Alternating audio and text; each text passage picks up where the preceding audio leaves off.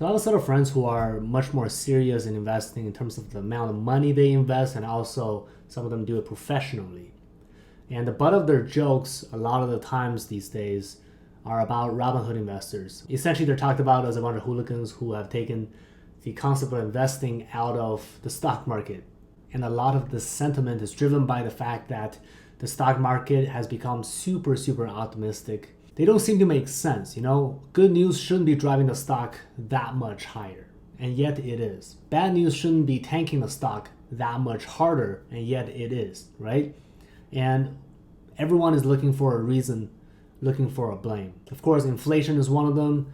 Us going into a Cold War, FOMO after the COVID, people trying to make money, trying to recover money. That's a big play as well. And of course, the crowdsourcing of investing has created a ton of uninformed investors. Not all of them uninformed, of course, but a ton of uninformed investors in a lot of these new ways of fintech technology. Regardless of who's doing it, the market is flooded with a ton of gamblers. There is a ton of volatility, and in this video, I'm actually going to talk about why that is a good thing and how I would play in the stock market so that it can benefit investors like us. So without further ado, if this is the type of content you've been looking for, please hit that like button and let's get started.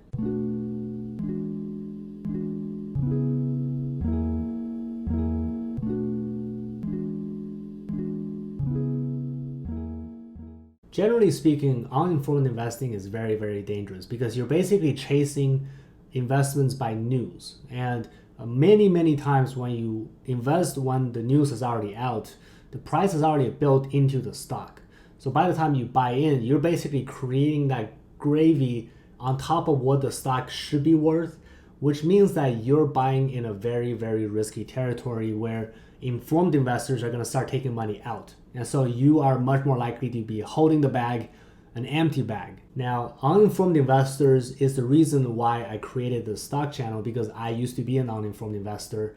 And I wish there were more resources out there that basically helped you learn how to invest better, how to look at stocks a certain way, appreciate business value as well as fundamentals, know how to leverage speculation along with the fundamentals that you use to figure out which stocks to invest in and for how long. That being said, because the market is filled with gamblers, it is absolutely a good thing for us investors using news as part of our strategy, as opposed to the core reason why we invest in a stock. And I'll give you an example. If you play poker and everyone plays purely based on statistics, every poker player will tell you that it will be a boring ass game. It's also called a tight game. Everyone is super tight. They only bet when they have the highest chance of winning. Now, if you have a super loose poker table, it doesn't even necessarily mean that people suck. It just means that people are taking more risks based on the probabilities that they have.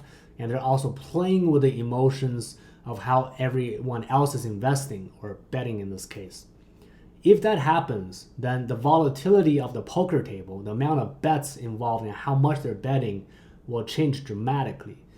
This means that if you play tight, with the same amount of probability of you making money at a tight table and a loose table, you will make more money at a loose table because people are putting more money on the table. So this is why the 11ish strategy works. You should play with good fundamentals, care about them, but then if you leverage business value and industry trends before it becomes news. This is why I always suggest that you invest in stuff that you know, as opposed to stuff you hear in the news. If you leverage these strategies, you're going to find winners before the news start talking about them as winners. And this is how you make a lot more money than everyone else. This is how you beat the S&P 500. Another reason why I like the Robinhood crowd is because they've created a really, really good software and they've published this information, one of them being the Robinhood 100.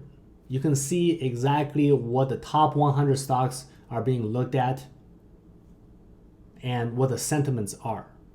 Based on that, it essentially gives you another data point to figure out whether what you want to invest in has an opportunity for additional eyeballs. And additional eyeballs means a chance for explosive growth. If it's a sleeper stock where no one is looking at it, then there might be a longer term investment strategy as well, right? That can also be a good thing.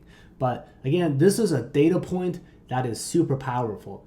instead of investing in a way where everyone else is investing in it and therefore you invest in it, you use your own fundamentals, the 11-ish investment strategy, and then you use this to basically validate your point and see if there's additional investment gains to be had. With all of that in mind, let's talk about what's on the Robinhood 100 right now.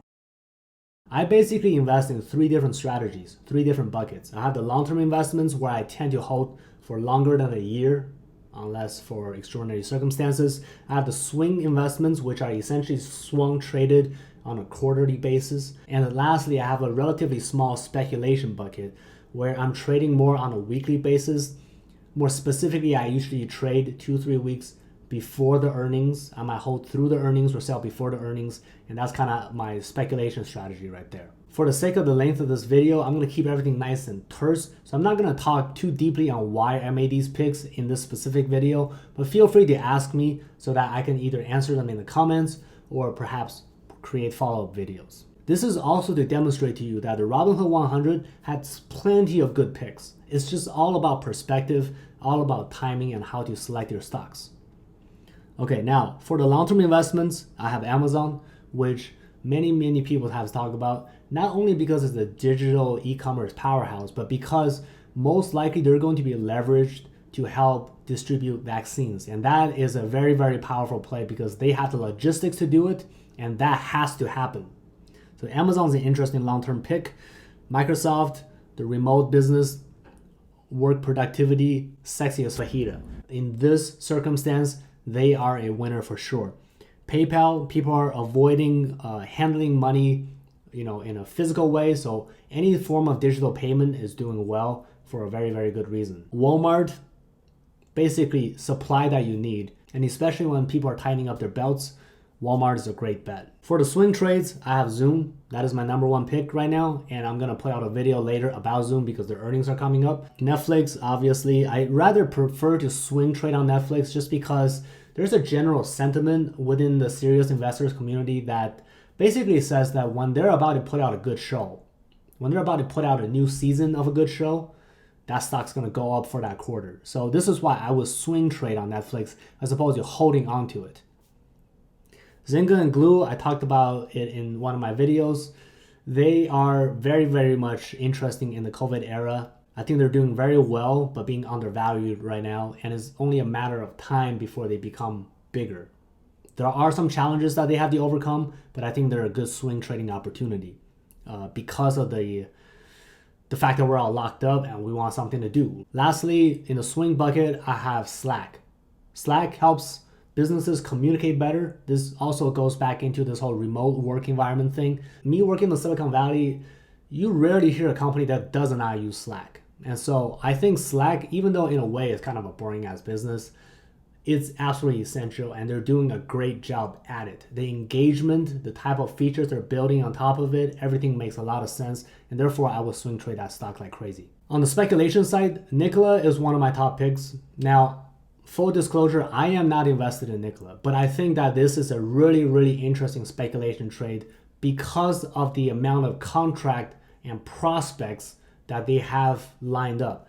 They're all paper in terms of like no one's put down a serious down payment, but if they can get 1 or 2 serious bets, this stock is going to jump like crazy, and that is what we will be looking for if you're making a speculative bet, right? So all I'm really saying is exercise good bankroll management, check out my video on Nikola, and see if that fits your risk profile, because you should always have a diversified safe bets, medium risk bets, and high growth but high risk bets as well. The last 2 speculation bets is Peloton and Nike.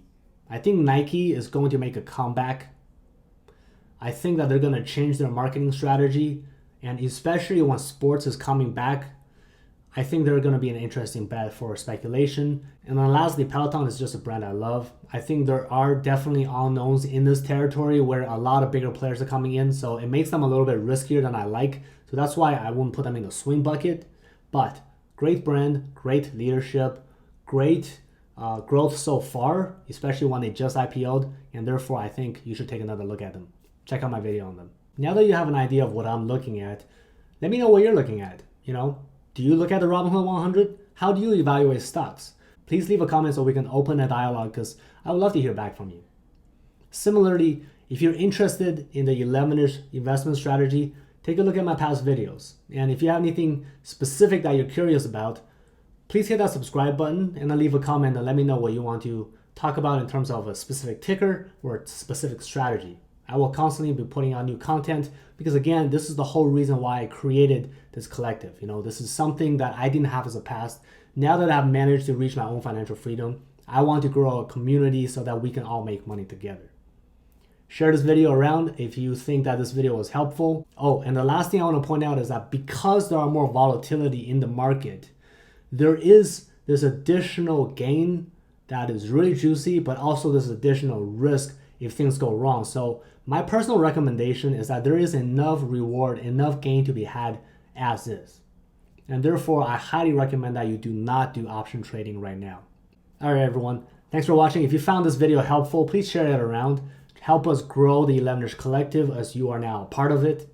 I look forward to working with you next time.